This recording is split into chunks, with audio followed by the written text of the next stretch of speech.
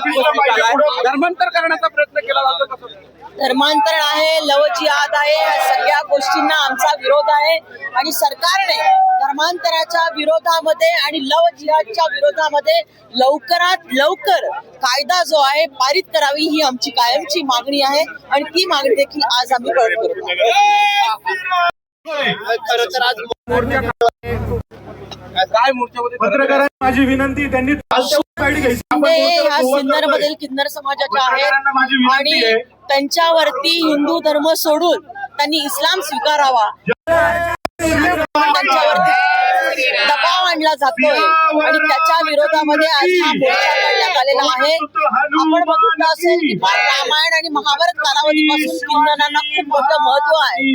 तेव्हा प्रभू रामचंद्र हे 14 वर्षासाठी वनवासासाठी बाहेर पडले, तेव्हा प्रभू रामाने असं सांगितलं होतं की सर्व स्त्री आणि पुरुषांनी अयोध्येमध्ये परतावं, कारण प्रभू रामचंद्रांच्या बरोबर ते वनवासाला निघाले होते.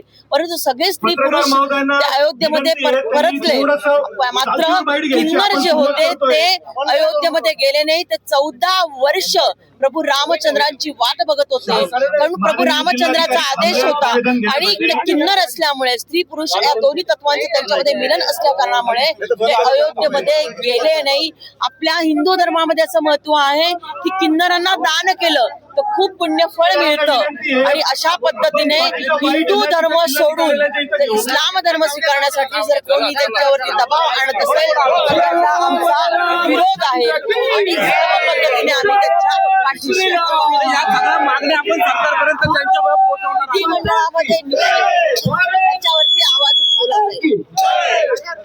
आज सगळ्यात मध्ये सोर्स आहे, बाजार वगैरे सगळे तिच्या अंडर आहे, म्हणून तिचं ऐकून धर्मांतरण हे लोक महत्वाच्या पुढल्या मागण्या आता जिल्हाधिकाऱ्यांपर्यंत पोहोचवणार हेच पोहोचवणार आहे. इथून पुढे कोणी किन्नरांचं कोणीही धर्मांतरण करू नये. मागण्या तुमच्या मान्य झाल्या नाही तर तुम्ही काय करणार? ते आमचं टीम आणि सकल हिंदू समाज जसं ठरवेल तसं माझी भूमिका असेल.